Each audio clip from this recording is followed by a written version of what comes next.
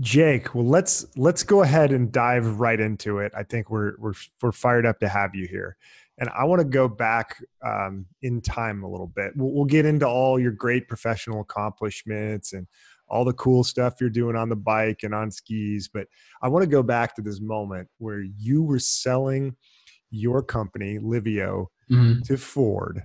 Okay. You walked in to sign those papers with flip flops and a t shirt, and you were surrounded by a room of suits. Take us back to that moment and describe what that was like. um, well, it was a really hot day, so it wasn't in the winter. We'll put it out there. Um, for me, it was that moment was a sense of opening opportunities for investors and other entrepreneurs in Southeast Michigan, and it was the first beginning of like the first wave post .com bubble of tech transactions. So for our team, it was a win, and it meant that while we were doing what we're doing, which is getting apps connected to cars, it was just that we had this right. Like we were with the right team, and um, I mean, I just can't say enough about like working with the Ford team and how great they were, and they still are. And the Livio team, and many of the guys are still there. People are still there. A lot of careers were started at Livio for people, so being able to open that. So for that moment, it was a really an opportunity to reflect on my career and what I've done, and then quickly realized it was about the team and going there. So the flip flops part, I probably had a do over. I should have put some shoes on, but at the same time, you always got to have the marble floored lawyers doing what they do. So gotta send lots of love to those guys. All right, so I get it, man. Like team effort, great moment to reflect on what you did. It was a culmination of a lot of things. I get it. But what I want to know is, I mean, was there just a little bit of you that was just like F you to the corporate culture? Not of like Ford, because obviously like they're acquiring you and that's part, but just like I'm an entrepreneur, man, and I am the guy that has the assets that you want, and I'm gonna show up and dress how I want to. I mean, was there any moment of like was that a liberating feeling at all? I just want to dig into like the So emotion of the entrepreneur walking into got that. it. Yeah. So I'm going to tell you no. That's not it. But not probably not for the reasons that you and the viewers are thinking about this. Moss and I were wondering like what to wear, and we decided we were going to wear what we normally wear on a given day and not make it any other different. And it was not like we wanted to maintain business as usual, and business as usual at 3136 Hilton was Uh-huh. shorts and flip flops when it's going to be 80 degrees outside. So what I think it was for me, like the only moment I had of kind of like a little bit of like I told you so was for all of the investors and groups of investors, and just a lot of them are just straight tire kickers and bozos, and like there are some great investors and great institutions out there, but in order to find them you got to get through a lot of wasted time, and you just remember all the people that said you will fail or this is dumb because I Thank gotta God tell they you, did too, right?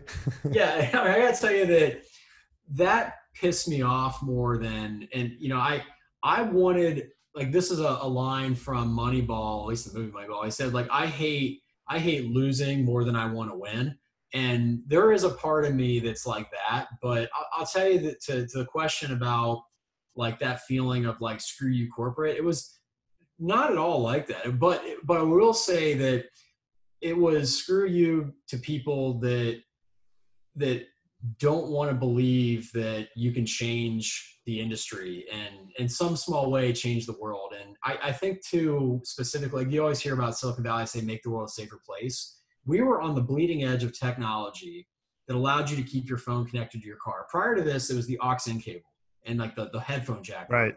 For millennials, we used to have headphone jacks on cars, and you plug your phone, or actually your phone, your iPod or your MP3 player or your CD player in the car. And I, the part that a lot of people don't know, I don't even know if I've ever shared this with anyone outside of my close friends, but there are a lot of lives that were probably saved because people had their phones connected to their cars and they weren't texting, changing their Spotify playlist or Pandora playlist while driving. And for me, and it's such a big part of my life now, is involving with increasing safety for bicyclists and scooters and making vehicles safer to own. That was a big part of it. It's like you can't force people to not use their phone while they're driving. You still can. I mean, we all know that. But there would not have been CarPlay and Android Auto if Ford did not do Ford Sync, and we were a part of the Ford Sync story. But Ford led that charge, and there's probably a lot of lives saved because of that move that Ford made, and we're a big part of that. Jake, you mentioned something that I think is really powerful, which is hating to lose and wanting to prove people wrong when they're telling you you're not going to be able to be successful with this. I want to go back to you're a program manager at Delphi, big automotive supplier for people who aren't familiar with Delphi.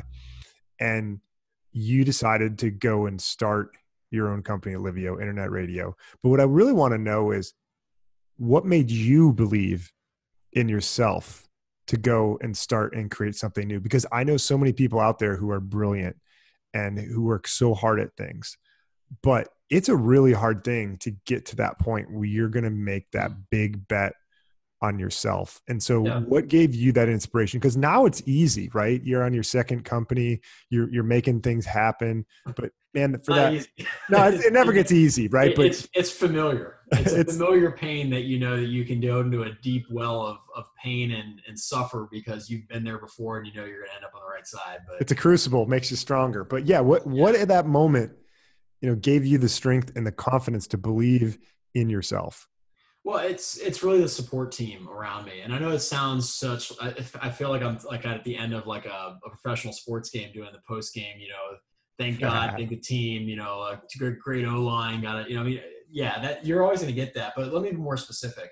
So married, no kids, and my wife was working and gainfully employed. And when I was working at Delphi, the program we were working on, which is satellite radio. At the time, there were two brands of satellite radio. You had XM satellite radio and Sirius satellite radio. They've then merged, and now it's one. That happened in February of 2017. So when we started up our company, I had a few months at the end of that merger when Delphi said, "You have the option to move into another gig, or we'll pay you severance." And I was 25, I think, at that point. And for me, like getting a 3-month severance felt like I had an eternity to figure it all out. And it was leading up to in October. I had a few months to wrap up some loose ends. And at one point, I remember one of the ladies that I was working with. She's awesome. She's like, "What are you doing here? Like, you don't need to be here 40 hours a week, and you just get your job done and do whatever you want." Because I was looking for more stuff to do. And that's when I learned I had 3 months basically while I was getting a paycheck to finish things off while I'm ramping up with the new company, Livio. And then I had a severance package, and then I had some money saved up, and it's something I wanted to do. So it really was the support team. So my wife, my dad, who's an entrepreneur, and my grandfather who passed where I was born, but he was an entrepreneur as well. So being a third generation entrepreneur gave me some confidence. Always been a hustler, so I knew I could do it. And then last but not least is the Consumer Electronics Show, which happens in January every year when it's not a pandemic.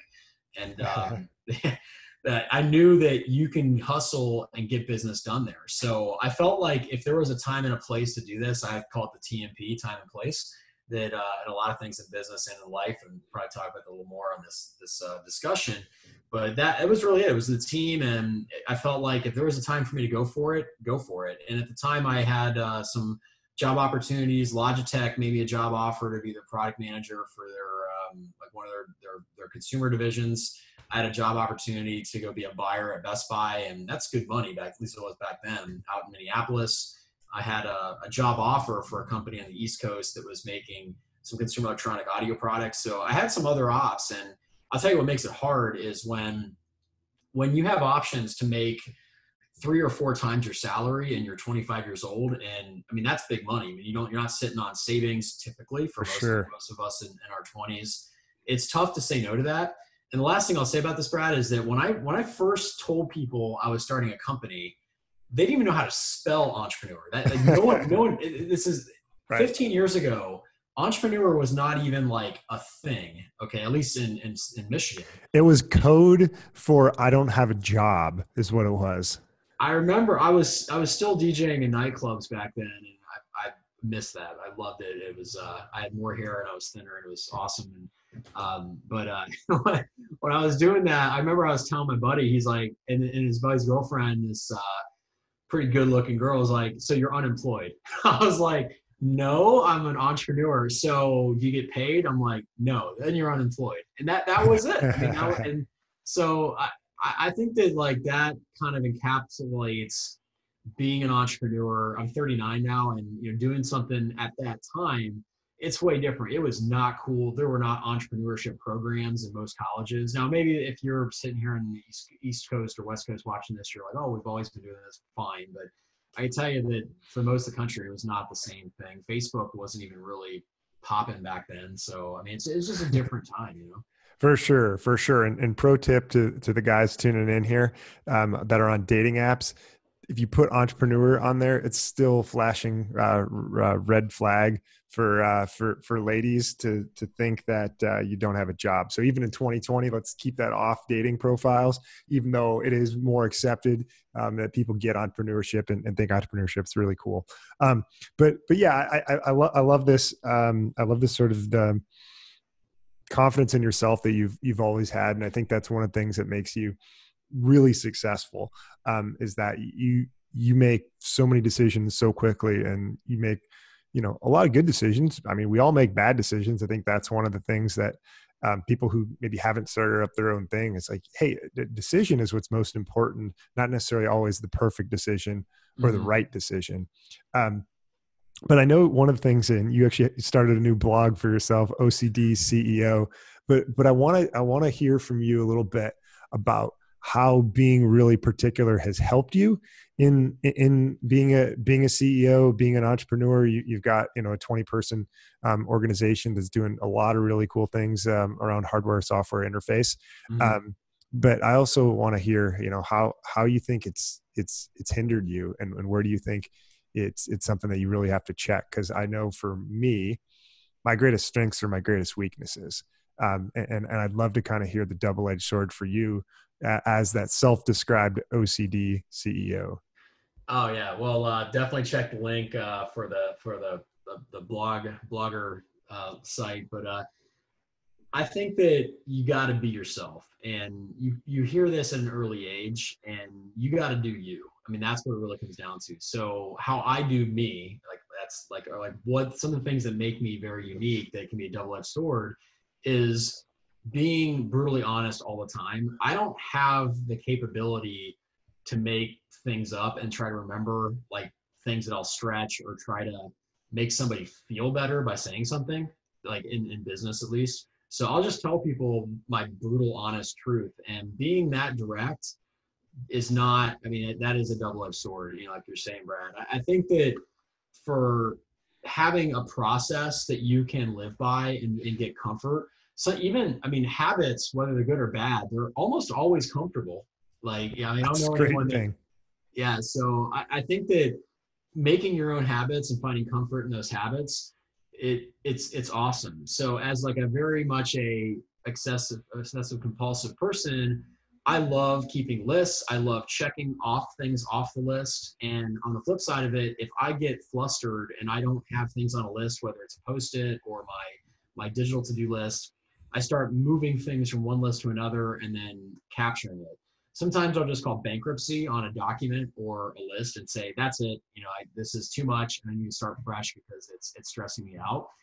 But having a habit and knowing that, for example, one of my habits is zero inbox, and it doesn't mean I have to say yes to everything, but I want to make sure that I respond to every email that comes in within 24 hours. And I might respond saying I'll get to this later, or I'm not going to respond to this, or I don't have time to do this. So being responsive is a habit that I got into at an early age. And that I think about what would people say about me that I do business with, that are my friends or my family.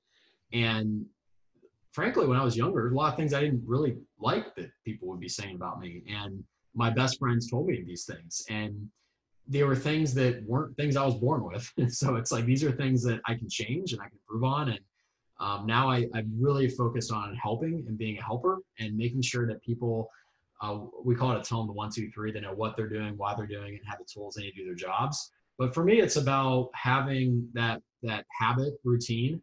And the only downside of this whole thing is that, like I said, bad habits are comfortable as well. So getting out of a bad habit is super, super hard for everybody, but especially for someone that goes through life on these habits. And by the way, I do want to be clear that one habit I have is breaking away. So it doesn't mean that I'm like so regimented that I can't divert from a schedule, but I plan and I review my goals and objectives for myself every year, and then I'll modify, constantly iterate, and always looking continuous improvement always of the process that I run through. Yeah. So I know you're very process oriented, and that's something that's super important to you and has played a huge role in your success.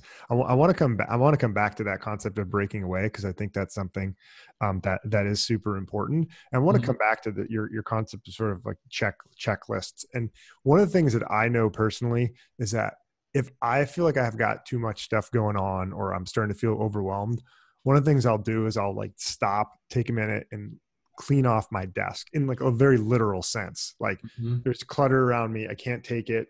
And I find that helps me to sort of clear things out from a mental perspective as well. And then I'm able to sort of refocus. And I think what's really cool that you mentioned with that sort of bankruptcy idea too, is just knowing that moment when you've got like too much on your plate and you've got too many priorities, too many things to check off the list, and you need to just reassess and come in and say, what are my priorities now? So I'd love to maybe hear a little bit more about like when you do feel that way, because I know as an entrepreneur, it's really easy to like sometimes get overwhelmed. Like you love it, but also it can be a lot. So what's one of the things that you do to try to like regain your focus when you find yourself like swimming a bit or just having too much going on? Well, I like having priorities on my tasks, and I have tasks. I have one list of tasks that are personal and business, and that's like my day-to-day task list. And I'm very comfortable moving a task from one day to the next. And if I realize something's been there for weeks and it was something I wanted to get done in days, then I'll actually put on the front of it JFDI, so just F and do it. And or I'll put the flame emoji as a kind of a reminder of like, gotta get this thing done. We talked about time and place, TMP. So my business partner calls this important and urgent, like this kind of this like, I and you. I'm more of a TMP, like a time and place for figuring things out. Sure. And then I also like to have a place for things to go. And this is true like in my dresser. So I have like a sock drawer. I've got a t-shirt spot. I've got my cycling clothes spot. I got my workout clothes spot. I've got my nicer muskox, area for all of that. Yes, love it. So it's like I like to keep things in a spot where I can go to physically and mentally. So and digitally blends into both of those, of course. So that's kind of my methodology on this, is that I like to have a few places and always know where I can go to something. And sometimes I'll put something very much in like an agile development process. You have a backlog, and sometimes something in backlog just goes in another bucket I'll call later. And I'm working on a software project. So I think that those are some things that have helped me. And having time, I'll schedule time to do my spring cleaning, and that like knowing that I have time allocated to get through all of the miscellaneous items or a JFDI list. It's like if I say, okay, I'm going to shut down every other window. Like on this call now, I don't have any other windows open. My phone isn't silent. I think the only person that can break through to that would be like my emergency contacts. Like that, like I basically put myself in the right frame of mind, that right place and the right time to be able to handle that list. So what's important now? It's another good one. Yeah, it's like acronym soup. So I love it. Yeah, for sure. I want to get your reaction on one quote. That is, how you do anything is how you do everything. What's your perspective on that? I haven't heard that before. How you do anything is how you do everything. I think it's a good mantra, and it's an attitude. So I'll come back to that one with one that I go to a lot, which is from Earl Nightingale. He's has a famous quote about the scariest secret in the world. And it's the basic concept is that we are what we think about and we become what we think about. So I guess my response to like everything and anything, I look at this as more as you get to decide what you do, and what you do is, in my opinion, way more important than how you do it.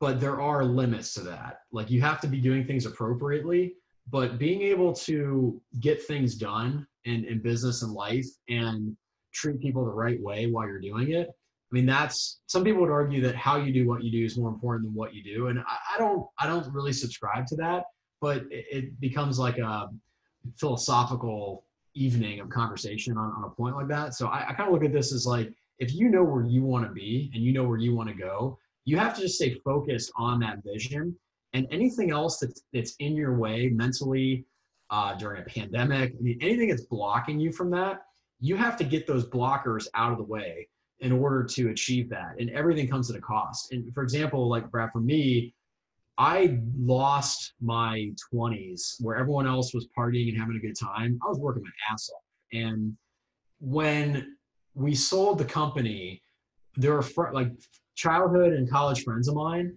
They're like, we aren't surprised. Like they were not surprised at the least, because they knew that I was so damn serious while everyone else was just goofing around. Right. And, you know, that's a cost of doing it. So that's all I thought about was winning, and that's what I focused on. But to be clear, I think that having a good process, and I also have different levels of importance on different things that I do. So I don't need to be the best. I don't really want to be the best at everything. And there's the best, and there's another side of this is like being the best version of yourself. There's some things where I'm just like, you know, when I was younger, I wanted to take on a lot more. Now I'm just like, you know, I'll let an expert come in here and figure this out. And we have a mantra, we have a saying at our company: we want to hire people smarter than us. And it really makes our job a lot faster and more enjoyable, because we're working at an elite level and it's improving.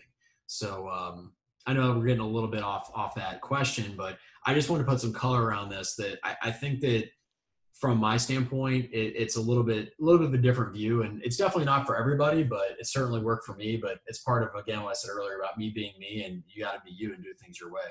Yeah, I think that's really important. And one of the things that you mentioned that I love is you got to get the blockers out of the way. And one of the things that I really believe is the actions that we take on a day-to-day basis are votes towards how we will define ourselves in the future. And to me, how we define ourselves is critically important. Let me unpack that a little bit. So if I wanted to be a runner, and I haven't run in 10 years, right? I actually have, but you know what I'm saying? Like if your goal was to become a runner, and you've been sitting on the couch for a long time, and you go out and you run around the block, you're not going to come back in and say, I'm a runner, right? But guess what? You've made a single vote, that you will identify yourself in the future as a runner. And then if you make another vote the next day, and another vote the next day, and then fast forward and you run that 5K, and next thing you know, you're on a 10K, and then you run a half marathon, and then you run 2 over the course of 6 months. Now you're saying, I'm a runner. And I think that's like really powerful to know, like, hey, what's getting in my way? What are the blockers towards me being that person that I really want to self-identify as? Because I ultimately, it doesn't really matter what someone else self-identifies you as. Like, that shit doesn't matter, but how you identify, like that really matters. And you can fool a lot of people, but you can't fool yourself. Yeah, I agree. And I even go a step further. So I picked this up along the way. I got some advice somewhere on this. I don't know who to contribute it to, but I didn't come up with this. Is that don't tell people what your goals are, because by telling people what your goals are, it already makes you get the feeling, because they'll say, oh, that's great, or yeah, you're a runner now in this example. Do it first and don't tell anybody. And it's beneficial for yourself, not just that you won't fear failure. Some people say, well, if I tell people I'm going to quit my job and start a company, or I'm going to go invent something, or I'm going to do this project, you end up getting a lot of the benefits of winning from telling people that you're doing something in the first place. So it's tough. And I'd say this isn't, I mean, I'm guilty of this sometimes. But I'll get involved in projects and I won't tell anybody about these projects. And then next thing you know, someone's like, wait a minute, what'd you do? And it's because I want to prove to myself that I'm capable of getting a win. When we have a new employee start at our company, the first day on the job, he or she has a executable line of code or a project win or something that they can say that they did, because that's where it starts. It starts with getting very small wins. Yes. Whether it's on the football field, like when you like the typical name one of 100 high school football movies talking about that inch, all the way to the boardroom. You got to make sure you can get wins early and continue stacking those up. So I look at this as like, don't tell people about what your goals are. Just write them down, keep them to yourself, and go get them. Unless that person is a blocker and you need to have them be unblocked to support. So, I mean, it could just be something as simple as like you're trying to make a decision about who you want to be when you grow up. And we ask this to every one of our staff members, whether they're out of college or they're in their 50s or 60s. It's like that same question, and it changes. So I think that being able to find those wins and try some new things, it's going to empower you to take some risks and be able to differentiate between your dreams and goals. Dreams are great. You can always have them, but turning something into goals and something that's obtainable, that's really the difference that between the two, in my opinion. Fantastic. I want to change gears a little bit here, and we'll go back to one of the things we mentioned earlier, which is breaking away. And this is an area where I think you just absolutely kick ass, which is you're obviously a successful professional, right? Doing your thing nowadays at Tome, and that's fantastic. We've all got our own arena in which we're working on. But you're also really into biking, as evidenced by the bike. Nice muskox hat in the background for you. For those of you watching on video, you can verify that. Audio, I guess you'll have to take my word for it. But you're into biking. You're definitely into skiing, and that's something that you think you do really well.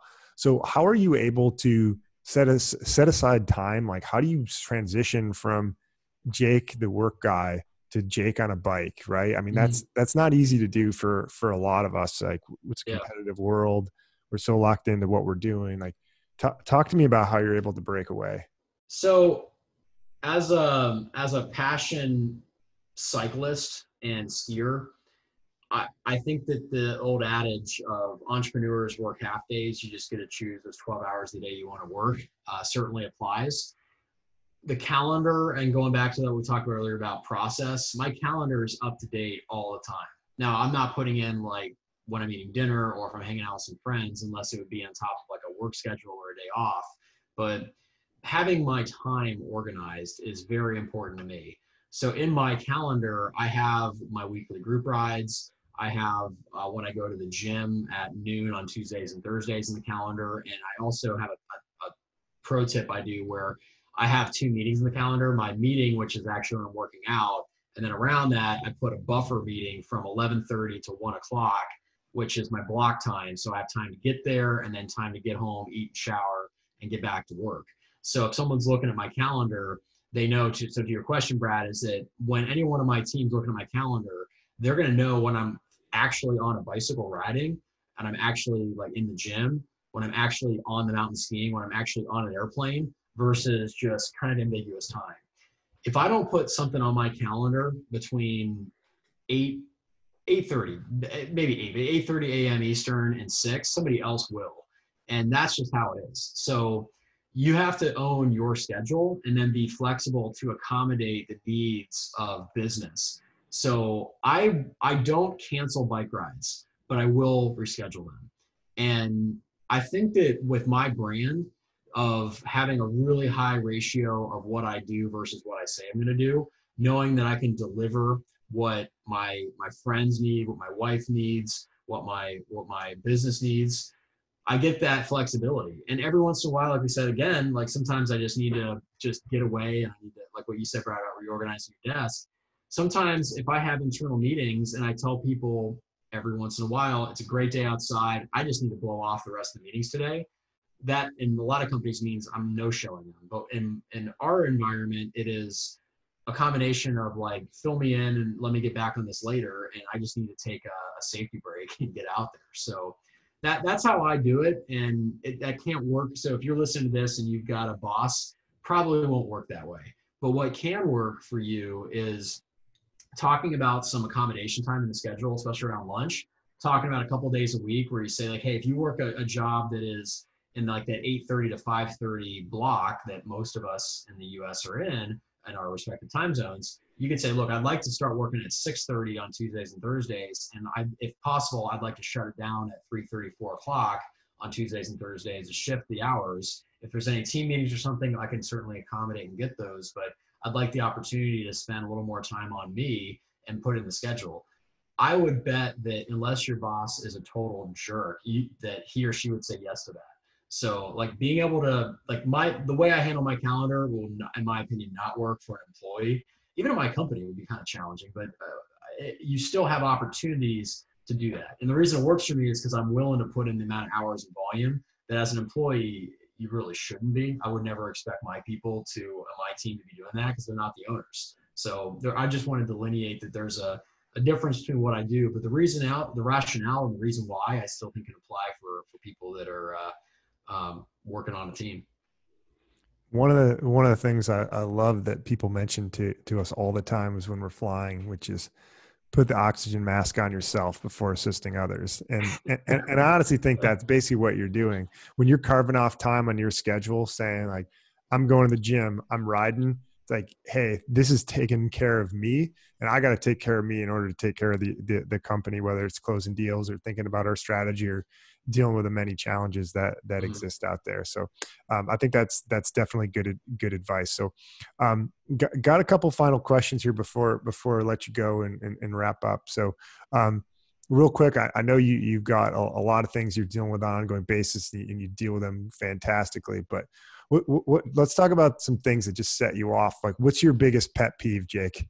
I think when people they overcommit. So I talk about the say-do ratio, which actually officially be more like a do-say ratio, but you got to be doing what you say you're going to do. Just say no, people. If you're not going to do something, if it's showing up at a party, at a dinner, meeting for coffee, or hey, I'll call you next week, or I'm going to get this task done, just say no, I'm not going to do it. Don't say you're going to do it and then not do it, because it just drives me up a wall, and it probably drives your friends up a wall, and then that becomes your brand as the person that's always like, hey, yeah, we should get together for lunch, or yeah, I'm getting right on that. And then you do not want to be that guy. 100%.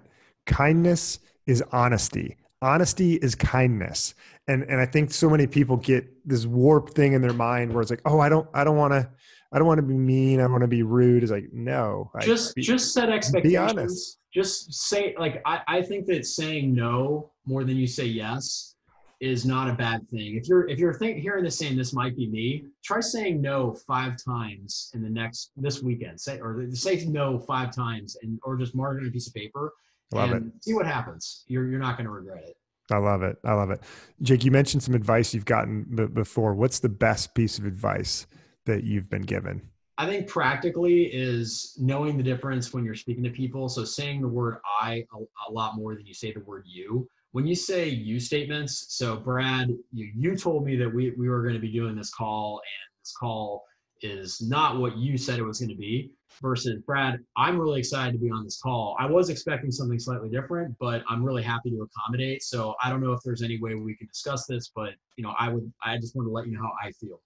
The I and you, and understanding that you and puts people on defensive, versus when you say I statements, it just really softens things up and everything in life. So that's something that my dad taught me, and man, did it help. I mean, just sticking to I statements. Now, if you do it too much though, then it becomes like this like hypnosis style, like, you're being salesiness. But generally speaking, if you got an issue or even just want to communicate some feedback, like saying, one of my mentors told me, he's like, hey, could I give you some constructive feedback? And finding that time one-on-one and letting the person know what you heard and how it made you feel, and that it might have come off this way. And if it's then it just sort of softens it. So I think it's a great way of going about it. I use that all the time. couldn't think of a better way to end the podcast here today. Well, Jake, we really appreciate you being on. We appreciate you being part of the muskox herd. We appreciate you wearing our flannels out in Colorado and skiing on the Rockies and freaking dominating the trees. Maybe sometimes poking holes in your coat. Got to fix it with duct tape. That's muskox man in you right there. Yeah, no, you gotta do you, and thanks everyone for the time. Great being on the show, and yeah, if you guys check the links to follow me and kind of keep in touch, but definitely down to just keep everybody moving forward. So appreciate it. Yeah, thank you, Jake. And yeah, like you mentioned, we've got the links down below in the description, so you can keep in touch with Jake Sigal, the OCD. Oh yeah, check out that blog. It's kind of wild. It's definitely on the fringe of what I'm into. But yeah, thanks again, bro. I appreciate it. All right, take care. Thanks, Jake.